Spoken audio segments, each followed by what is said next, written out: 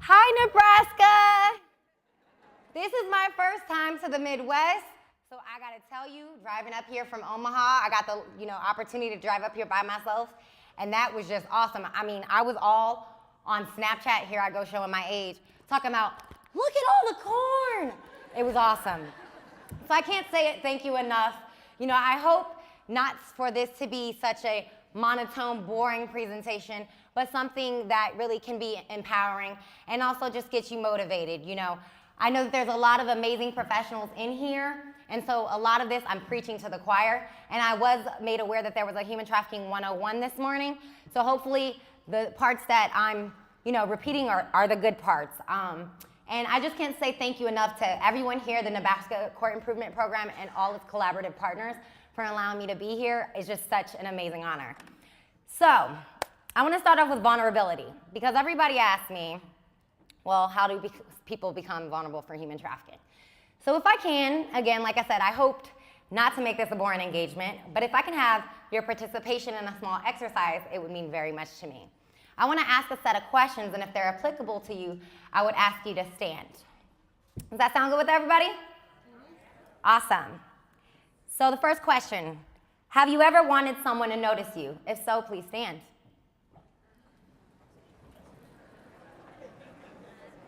Take a look around the room. All right. You may be seated. Y'all gonna get your exercise in with me. Second question, have you ever succumbed to peer pressure? If so, please stand.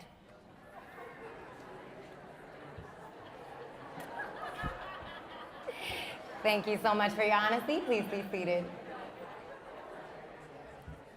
I'm working out that breakfast, y'all. Have you ever, and ever meaning now, as a child, anytime, have you ever had a hard time paying for things you needed? If so, please stand. Thank you. You may be seated. And I promise, I only have 3 more questions. You ain't gonna work out too much. Have you ever trusted someone that you shouldn't have? If so, please stand. I know. And y'all see me, I can't sit down because I'm guilty of all of this. Thank you. Please be seated. Have you ever wanted to be a part of something? If so, please stand. Wow. That was powerful. Thank you. And the last one. Have you ever needed some sort of assistance or help but didn't know where to go? If so, please stand. Thank you so much. So, essentially what I want you to think about is vulnerability. And I don't want to harp too much on it, but so many times people ask me, well, how do young people become vulnerable? Well, those of you who have said yes to any of those questions, you at some time in your life may as well have been vulnerable. So when we think about that, we have to think about this with a humanistic perspective. One thing that I tell people when we work with victims and survivors is that we have to use the perspective of empathy, not sympathy, but empathy. Nobody wants you to feel sorry for them, but they really want you to understand and get where they're coming from. And so if you can, and in turn, as you work with the young people that you do, remember these questions and remember how even you may have been someone who could have been vulnerable. So, as stated, I want to talk to you as how there's been enough said about my professional role. I had a whole thing here listed about how I've worked with the issue both on the ground, with first responders, and through policy, both state and federal. I've also helped create programs with foster youth development and advocacy, and also worked for 2 years running a drop-in center getting girls off the streets. I'm also a day-to-day mentor. I actually have girls right now calling my phone, and I definitely am there for them every day. And I have also emphasized so much the importance of language in regards to this issue, and most recently in partnership with Rights for Girls. After a year-long,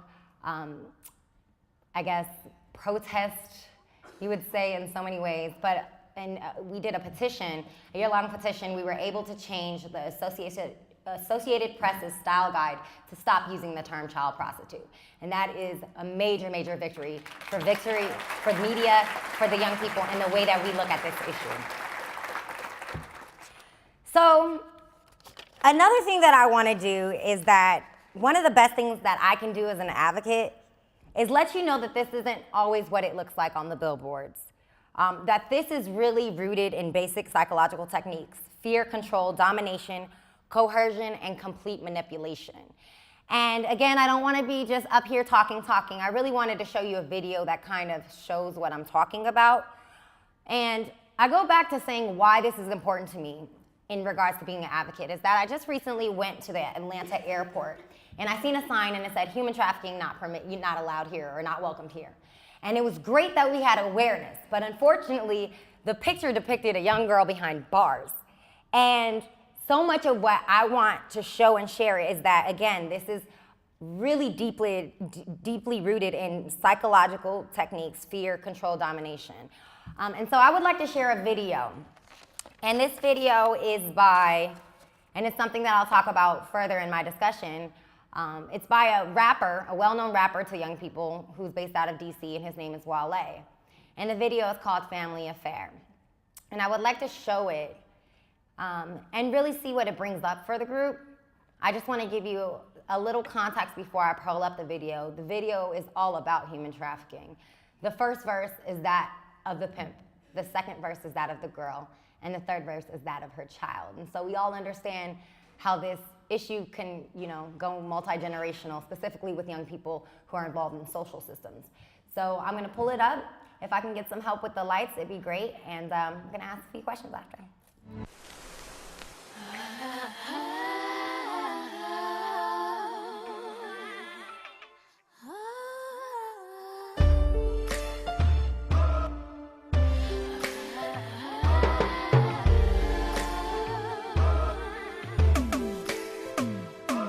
Yeah, this shit got me feeling Robert Beck rather than Robin Thicke. Hoes got a list, but I gotta pick. I'm getting bitches to strip, leave all they clothes on. Baby, this ain't so hard. See, I'm a nigga with no flaw, no wrinkles in my game, this is Botox. It's spoke of, I make them hoes strip, but keep on your clothes, leave your inhibitions here though.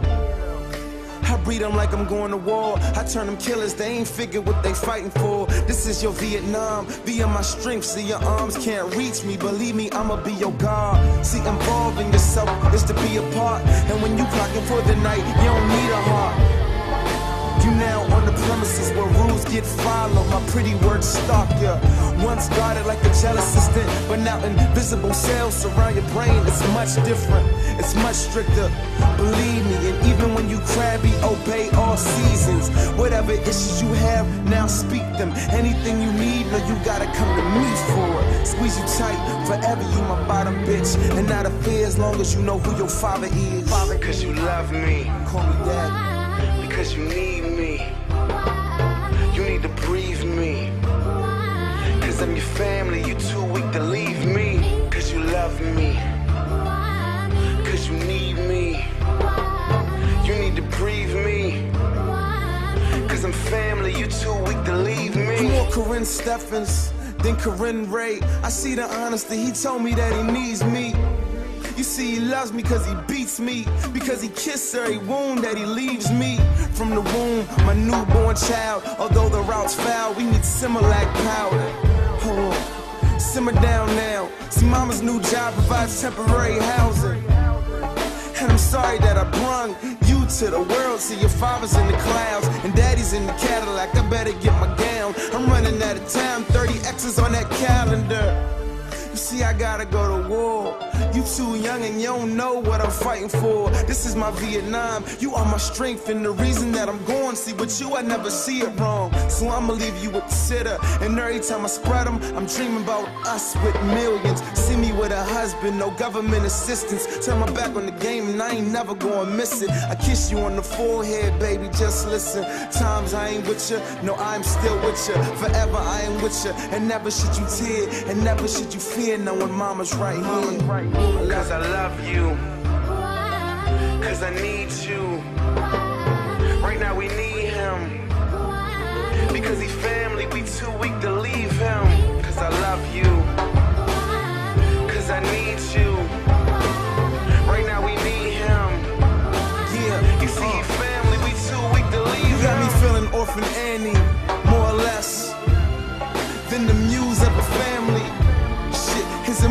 my mama want? Or is it something deeper, and this is mama front? I know my daddy gone, it's such a lonely world. Is this the reason for you leaving? Do he fill the void? Do he make you feel important how you felt before?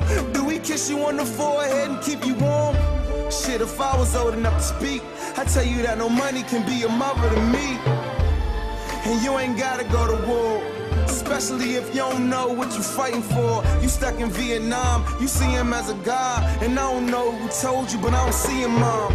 I see a young teen, I don't see a problem with living wrong for your Garcia Parra. Your little cub, one day a bed, one parent above, the other lives scared. She need love, that's why I can't have it. She can't be my mother, she's always with daddy. You don't love me, you don't need me. This ain't easy. I got no family, you too weak to leave them. You don't love me, and you don't need me. This ain't easy. Mama, we got no family cause you too weak to leave them.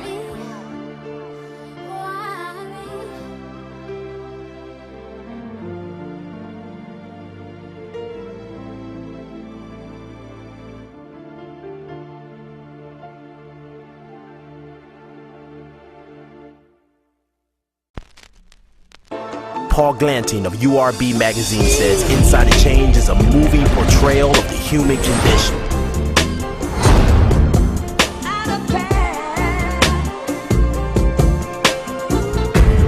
Noah Forrest of Movie City News says Inside a Change is a simple story that becomes a vital and important one.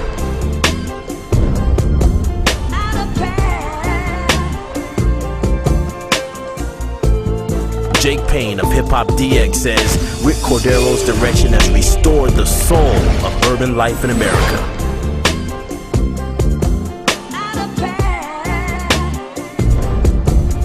I want you to be there for me when I get out, okay? Inside a Change, a film by Rick Cordero.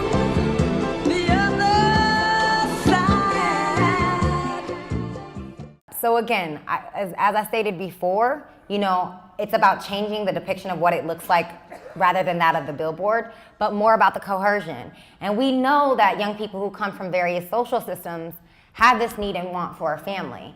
So it's kind of a collaborative between both the parties, is that he, in essence, manipulates and brainwashes her in some ways that he is her drug, that he is the one that's going to, you know, save her or whatever. But as you can see in the depiction of the film, he was really just manipulating her own issues of self-esteem, her own vulnerabilities and needs for basic necessity, things like that. And so for me, it's really important to share that.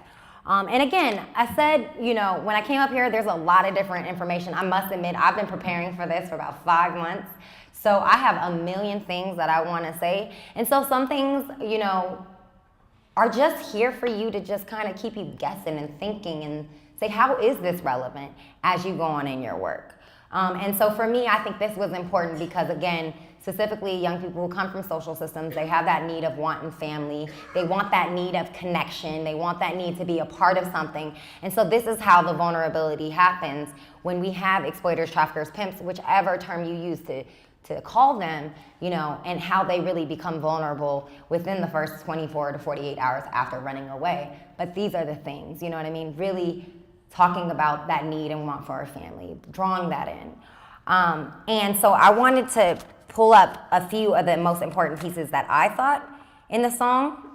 And so, like I said, the first verse is the pimp. And what I think is some of the most important part here is that he says, "You're now on the premises where rules get followed, my pretty wards stalk you.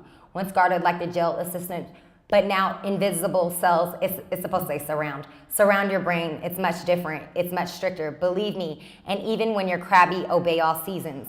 Whatever issues you have, now speak them. Anything you need, you have to come from me for it.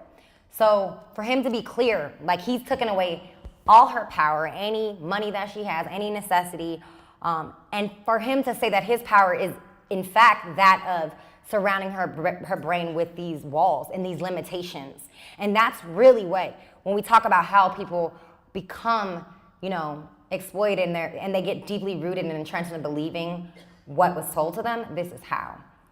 Another part is when, the hook I think is so powerful. Why me? Because you love me, because you need me. Going so much to the woman in the back's comment of how he became her voice. And so as she comes in contact with people or providers that could help her, this is the voice that's always in the back of her head, where her allegiance is, because this is the person who has been her safety net. And so I think that that's very important. But the part where she says, you see, he loves me because he beats me, because he kisses every wound that he leaves me. And I'm gonna go into my story in just a bit, but I think that this is really powerful because I can say for my 18 years in the foster care system, the most consistent person that I had was that of my trafficker. And that is just terrible. And what made that person so consistent is, think about it. When young people mess up in foster care system, they're just moved around. It's just moved to the next spot. There's no actual conversations about what brought it here, and no real mediation that happens most of the time. It's just kind of oh, there's an issue, let's make it better for everybody. Let's not mess up this placement, but let's also get the young person to another place. But there's no of that rapport building. There's none of that conversation. And so she believed his honesty because he was the only person that said, I'm still gonna come back and I'm gonna be there. And although I beat you, I still love you enough to deal with you. So I think that's a very pertinent part in this. And then lastly, on the third verse, when the young boy says, and I don't know who told you, but I don't see I see a young teen that doesn't see a problem. And it's supposed to say, when living wrong before your God, see a proverb. But the point is that in the video, it points out that this is a real issue that's happening to teens in America.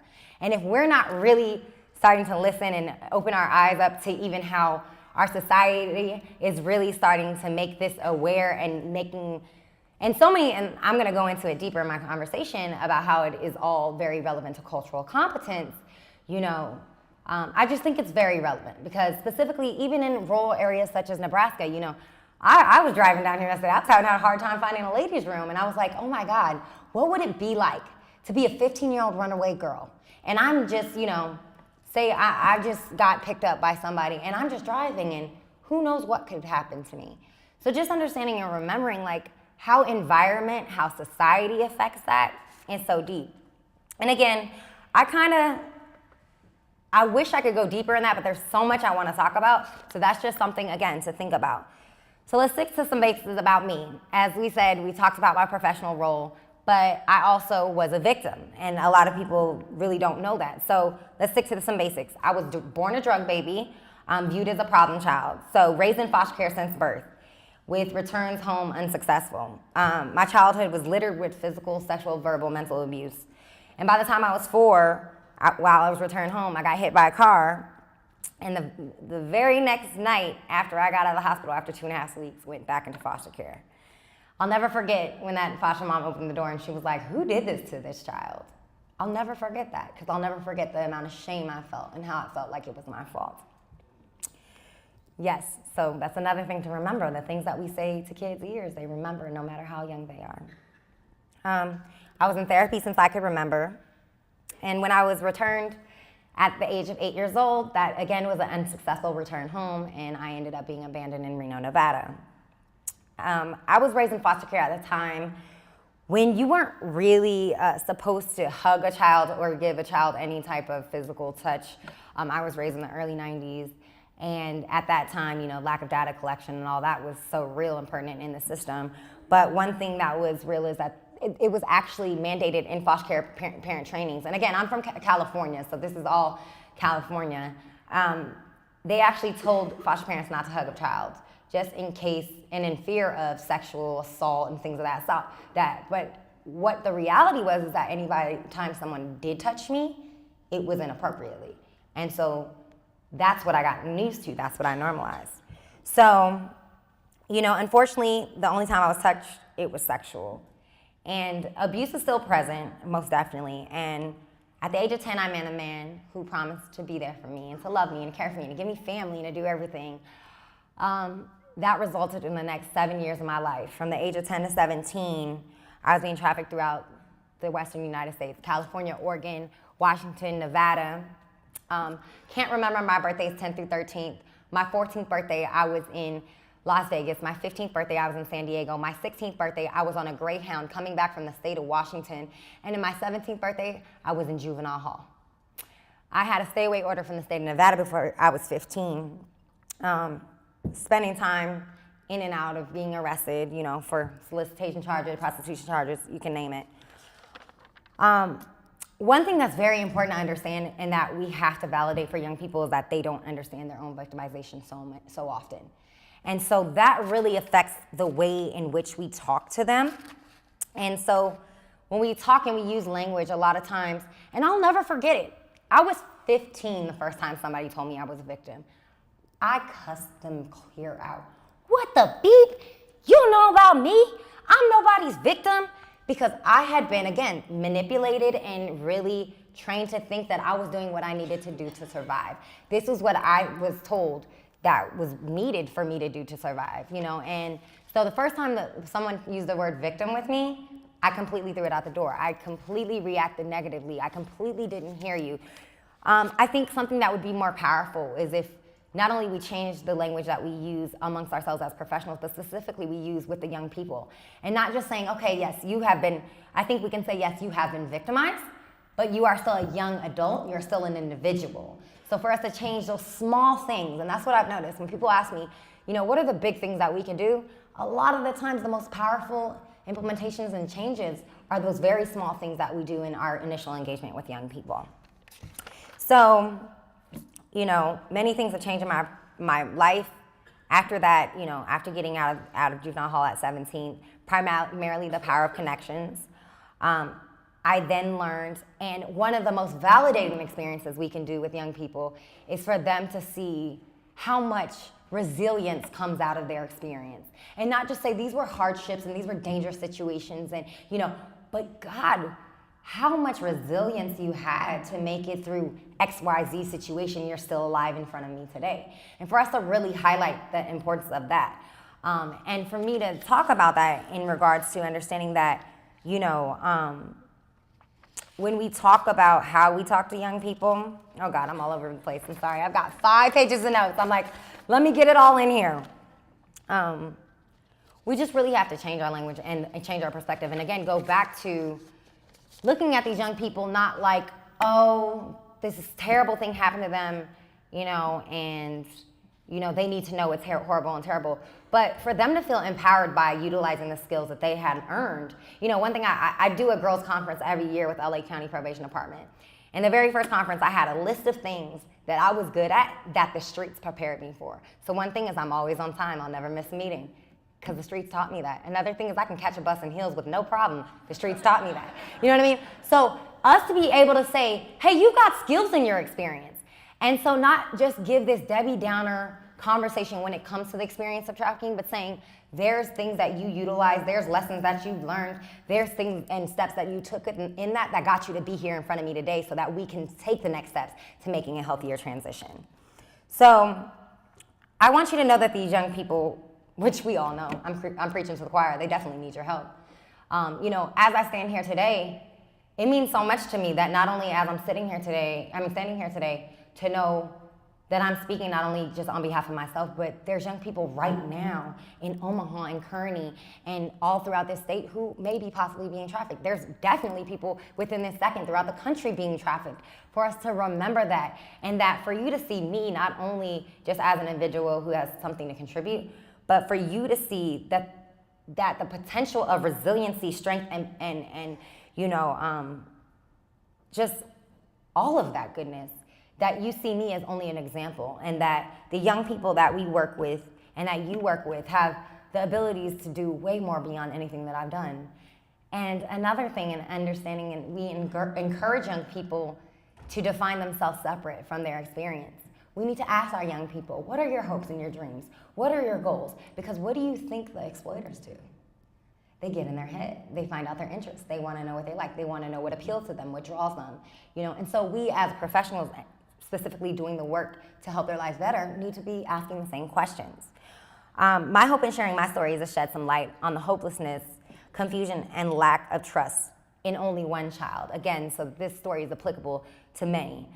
So many others out there right now have lives and stories in which you can be the silver lining. So really, nothing I am, nothing I do, is nothing that the young people you work with can't supersede or go beyond. So what can you do? First thing is be an advocate. The pathway to hell is paved with good intentions. And I know this is a room full of people with good intentions, but we have to keep that in mind. Although your intentions may want to lead you in a positive direction, you have to be mindful of the practices you contribute. You have to make more time. You have to make more individual contact. And if you feel challenged, then that's when you're doing it right. Making effective change may be frustrating, but it's going to take a lot of personal effort, and you have the position and power to help these young people and shape their lives.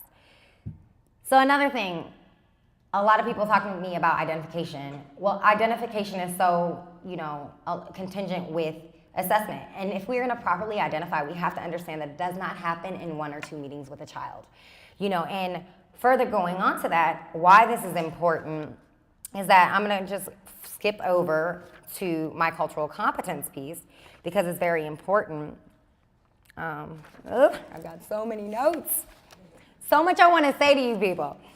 But essentially, for us to talk about cultural competence and understanding youth culture in itself. So for example, a lot of people say, well, we can look identification or assessment on kind of what the youth say or what they bring up or how they react. I think it's very important to understand youth culture today, and specifically in our individual societies and locations. A lot of youth culture in mainstream media will make you think that these young people are being trafficked. A perfect example. Please raise your hand. Is anybody here? I know I'm in Nebraska and maybe a little different. Have you ever heard of Drake, the rapper Drake? Hey, y'all look competent. Okay. Well, someone might think that a young person is being trafficked if they walk by a young person and they hear him say, oh, well, this sex so good, I shouldn't have to fuck for free. Excuse my language, but that's how it goes. And if you weren't aware that that's a song in mainstream media, then of course you would be like, oh, that child might be trafficked. So for you to be more aware culturally of youth culture and even that of the environmental culture of each location of the young people, that is very important. We've got to do strength-based interviewing, motivational strength-based interviewing. Highlight your small successes for the young people, and again, the skills taken to be resilient enough to survive. And one of those things is like, we all talk about placement, right? And I know placement is difficult, specifically with this population, right? But we'll harp on a young person for running away, right? But really, we need to be celebrating, hey, did you stay for 24 hours? Yes, you stayed for 24 hours. Let's celebrate this. And for them to understand that you also are seeing the small markers. Because we all know, just as you brought up substance abuse, just like they say, it's always one day at a time. So for us to highlight that with our young people and really just emphasize that. I know that we've got some judges in here. We've got people from all backgrounds. Again, that's why I'm kind of a little all over the place. There's so many different populations in here that I want to speak to. But one thing that all people can do is advocate that all children have a right to counsel. So they may or may not be commercially sexually exploited children, but every child is at risk and every child has the right to be protected. So in any capacity that you hold to make sure that a child has proper counsel, and that means more than just, meeting with the child 5 minutes before we go into court. Actually having thorough conversations and being there. Like I said, cultural competence is important. Another thing in regards to the line of cultural competence is understanding the messaging out here for young people. I'm gonna ask another question. Has anybody heard, it's okay if you haven't heard of her, Cardi B? Has anybody heard of Cardi B? One person, okay. A few people, okay. So I was actually on Instagram the other day. And again, these are very important things for you guys to know. Instagram, Snapchat, Facebook, these are all, ways that young people express themselves and share and connect nowadays. So these are very, again, part of being culturally competent, knowing how to use these things even if you don't own one. But one of the things that I came across, and it was deep, and I honestly cried when I seen it. It was a picture of Cardi B. Now, let me tell you who she is. Cardi B is essentially this girl who became famous by talking a whole bunch of crap on Snapchat and Facebook. And she's a stripper, And that's essentially who she is. I mean, she got famous off of that, right? Talk about American values, right? But there was a picture that I came across and it made me cry. And if I say that for me as a 27-year-old woman that impacted me, how can we think that messaging could be interpreted by a 14-year-old? So it was a picture of Cardi B sitting on the ground. She had tons of money around her. And the message said, ladies, is the college degree really worth it? I mean, look at Cardi B. Yes, this is real life messaging that is happening every day in youth culture and society. And so I really invite you all to think about that and to take a look at even what's happening, you know, on television and some of these ads that are going around and how, you know, and like I said, I referenced the Drake song earlier. The Drake song says, again, sex so good I shouldn't have to fuck for free. So we also have to keep aware of the messaging that's happening to these young people, and we always have to combat that. You know, we also have to understand to teach young people their rights, specifically young people who come from social systems. We have to educate the entire community, make sure that they have the handouts. If there is a statewide ombudsman, to be able to connect them. You know, this alleviates the issue of placement. So also often, specifically with this population, and just, I think placing young people in foster care or any untraditional home period, a lot can happen through just basic parent-child conflict, right? And what's really important about educating young people of their rights is it can have the opportunity of alleviating a move. One example I would say is that I was able to have a meeting with a young person and the foster parent, and a foster parent wanted to move them because the kid wanted to make certain phone calls.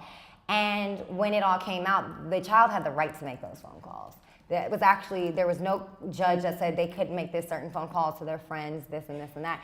And so the child was just exhibiting natural teenage behavior. The child just naturally wanted to, you know, do what teenagers do. But because of all the fear and all the, you know, harping and although well-intentioned, it created a situation where that young person could have been moved, but nobody really being aware that the foster parent needs to be aware that that's that young person's right, and that young person to say, hey, I'm empowered to say that this is my right. So also with that, we have to understand that there's, specifically with young people who come from social systems, there's predisposed factors already by, you know, being victimized and dealing with trauma and neglect previous.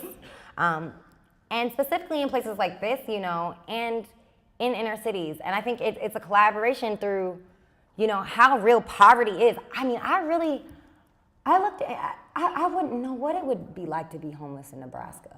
What would a young person do? What are the resources? I'm somebody that just came out here, and I thought about it through that lens, and I'm like, oh my God, I wouldn't know what to do. So how do we expect a 14-year-old child to know what to do? So just remembering that. Also, and remembering, like so much of what the issue highlighted and so much of what is real in reality across the country is that intergenerational issues are real. And so what we'll see is, you know, we see young people being trafficked and then they end up pregnant. And they're still in foster care. And then we've got a second child in foster care, and how that all, you know, are predisposed factors in making their life, you know, harder to transition to a healthier lifestyle. So how does foster care, you know, make people more vulnerable? Youth accept and normalize the experience of youth being used as an object of financial gain by people who are supposed to care for them. So for example, I grew up hearing, you're nothing but a paycheck. I don't care what happened to you as long as I get my paycheck. And a lot of young people know this.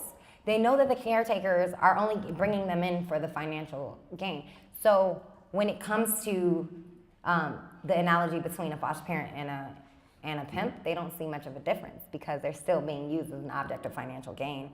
Young people, you know, experience various people who control their lives. So, you know, in all these social systems, right? And let's not talk about the young people who have, you know, both juvenile justice and child welfare going on, plus the mental health system. In all these systems, there's so many different people controlling. You know, you've got the judges, the lawyers, the cost workers, the foster parents.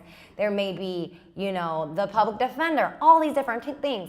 So you have to understand that for young people, when they go from all of these different groups of people and they go to this one pimp, it's kind of like a consolidation for them. So much of what we have to do is re-engaging young people, not with only the services that our institutions provide, but connecting them with their own communities, making sure that they have resources and connections within their environments and locations that are not system connected. And that's so important.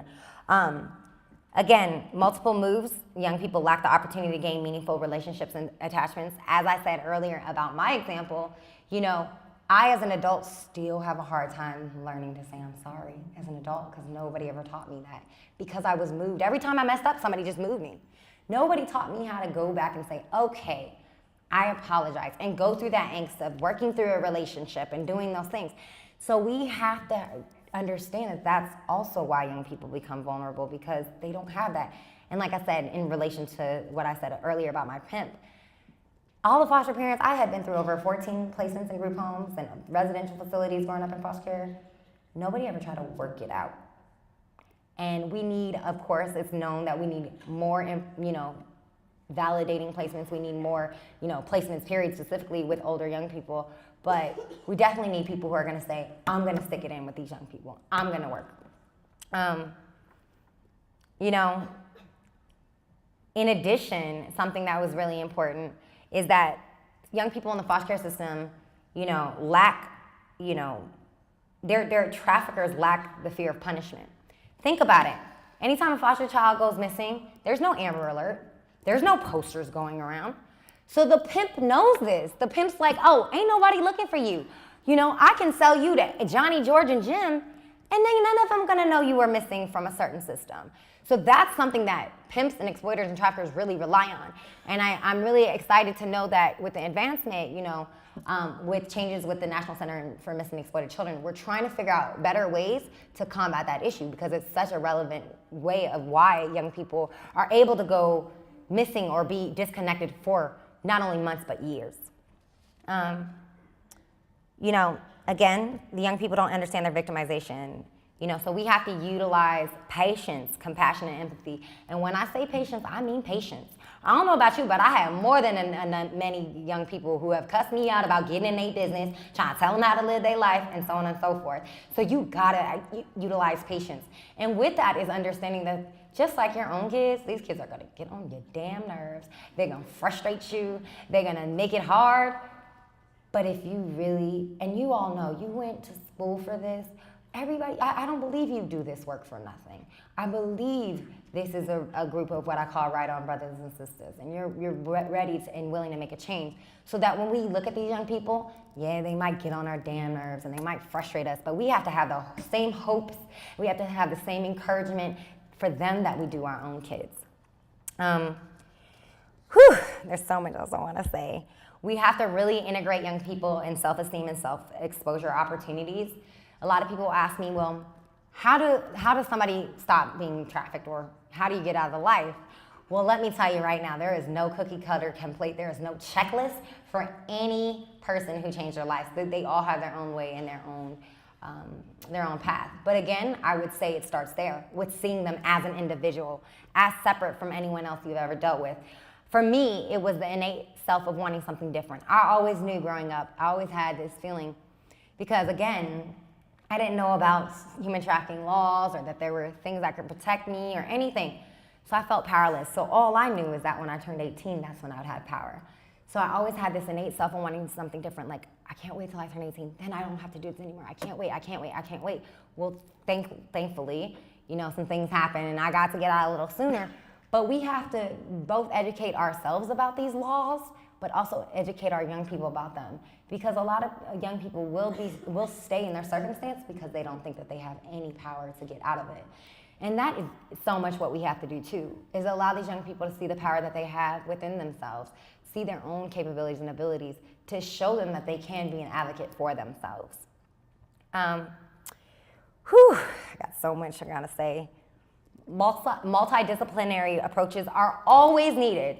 So I hope every last one of you have made a connection with somebody else in here who does something unrelated to your work, and made a connection, because we always need teams from all different backgrounds to work on this issue, specifically with the young person.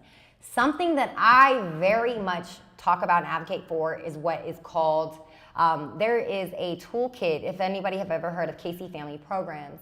There's a toolkit by Casey Family Programs that talk about TDMs and FTCs. It's essentially the same thing, but in California, they're called TDMs, Team Decision Making Meetings, and FTCs in New York, Family Team Conferences. I really advocate for these practices and models because what they do is they not only bring every person in regards to the system's involvement into the table and into the room, but they start out with the young person and who's important to them. So a lot of what we have to do too is understand that these young people are making their own lives in their own ways. And so we have to incorporate the people that are important and relevant in their lives to be able to make changes in their lives. And so much, I think, that I've seen from these meetings and these models have been so many safety planning that has come out of this.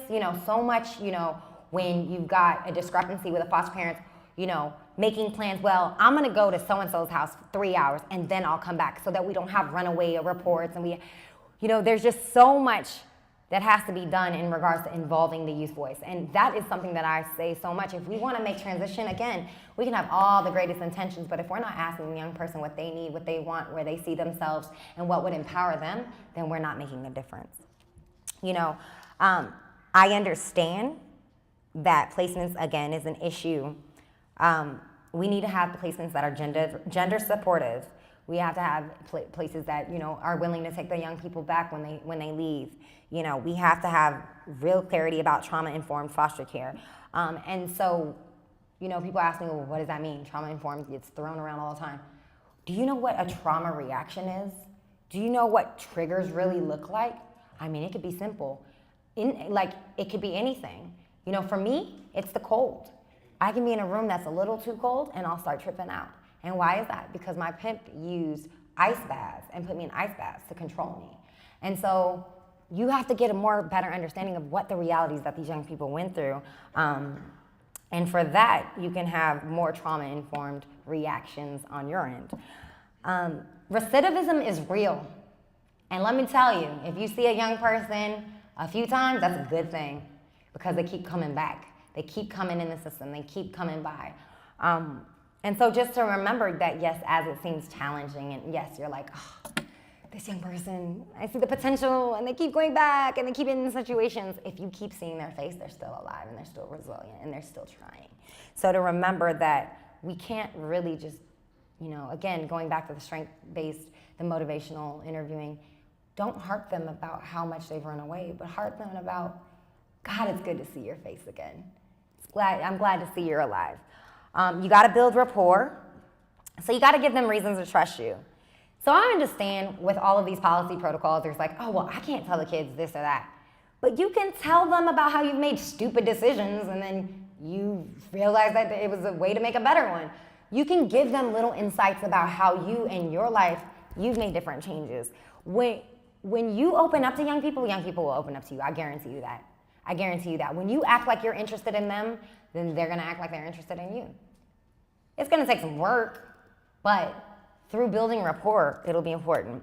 Another thing specifically with young people who come from social systems is that we have to change their idea around interdependence to that of independence to that of interdependence. Now we all know, you didn't get your job, you didn't make your babies, none of this stuff happened by yourself. We all needed somebody else. In working through any collaborative process, we work with other people. Even for our cell phone services, we got a company provider. For, internet, there's always the next person, the next thing. And what we can do is really highlight the importance of interdependence versus independence, because a lot of times exploiters, traffickers, they're so harping and utilizing this, oh, but you need to have your own. And now that's right, you can have your own, but you have to have your own with a supportive, community behind you. One thing I tell a lot of young people is that the most successful people have 10 permanent connections. And that's 10 people that are really invested in your life. And so again, as providers, as people who are working with young people, we need to make sure that they have the opportunity to do that. Got to keep them in the loop. Make sure that they are aware about everything, circumstances and challenges that's on your end, that may be preventing them to help them the way that they want to be helped. It's very important. You have to just, let them know about circumstances and challenges that happen in your life for helping them. And again, encourage what they're doing right. And in the best way possible, give them an idea of things that they may not be doing so well and where it could lead them. But again, in a supportive and motivational way. It needs to be a full collaborative process. Again, I really encourage you all looking into the CDM, FTC models. I think that would be very impactful here in the state of Nebraska or anywhere.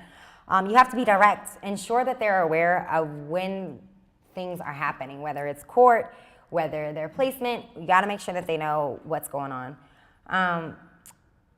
Again, emergency options. You have to talk to the young people. What are their emergency options? Not what you see as an emergency option, but where are the places that they're going to go if they feel unsafe or if they want to run away? We really have to know more about that. You have to stay aware. If you are runaway, try to be mindful and track everything that you get from them, any interaction. So if they call you, if they email you. I actually can say that I had a public defender, 13 to 18, and I actually have been able to work with her on this issue as an adult because part of the reason why we were able to stay in contact, because she kept every last email, every last phone call since I was 13. So that is very important. And be flexible. I know we would like the young people to come to our offices, and I know that, and specifically I see in the state of Nebraska, things can be a lot spread out, but we've got to be willing to meet them where they're at. You know, it's not going to always be in your office. It may be at school, it may be in between meetings, or it may just be because they just need a hot meal. But you have to be open to understanding that you may be the only person they can talk to. Again, we have to change the language in the way in which we talk to young people, but not only just the language in which we talk to people, but in the language in which we use as professionals. Victim is always going to make somebody feel shamed and sad. So really trying to talk about, when we talk about the young people, even with our own colleagues, to say, this young person or this individual, and validate them separate from their experience. You know, we also have to stop using the term Johns and tricks, because honestly, John sounds like George and Jim and Dan, and it just sounds like something that's normal. And no, we have to call them what they are. They're child rapists, they're child pedophiles, they're people who are buying sex from children. So we really have to speak from that perspective. And can I just take a pause? Can we give a round of applause for all the men here who are doing this work on human trafficking?